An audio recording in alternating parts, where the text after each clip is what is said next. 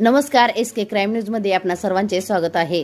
कराड शहरातील विविध भागात रिक्षा व इतर वाहने अवैधरित्या गॅसने भरली जात असल्याची तक्रार प्राप्त झाली आहे आणि या गोष्टीमुळे नागरिकांच्या जीवाला धोक्याची गंभीर भीती व्यक्त केली जात आहे।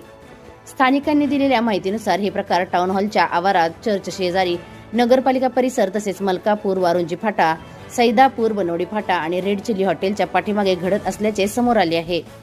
गेल्या काही वर्षापूर्वी कराडमध्ये अशाच प्रकारचा गॅस स्फोट झाला होता, त्यामुळे मोठे नुकसान झाले होते। त्यानंतरही आता अशी व्यवस्था सुरू असणे चिंताजनक आहे। अवैध गॅस भरण्यामुळे स्फोट, आग लागणे आणि जनधनाचे मोठे नुकसान होऊ शकते, त्यामुळे हे प्रकार त्वरित रोखणे अत्यावश्यक आहे। स्थानिक नागरिक आणि व्यापारी वर्ग या धोक्याबद्दल सतर्क आहेत आणि त्यांनी या प्रशासनाकडे तातडीने कारवाई करण्याची मागणी केली आहे। नागरिक म्हणतात, दिवसाढवळ्या काही लोक गुपचूप वाहनामध्ये गॅस भरण्याचे कामकाज चालू असते।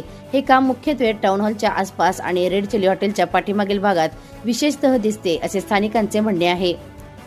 आमचा आग्रह आहे की संबंधित विभाग, पोलीस, अग्निशमन दल आणि नगरपालिका एकत्र येऊन या सर्व ठिकाणी तपास करून निर्दोष कारवाई करावी।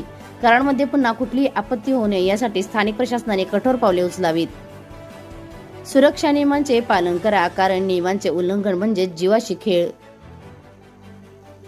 SK क्राईम न्यूज साठी संतोष कदम, कराड।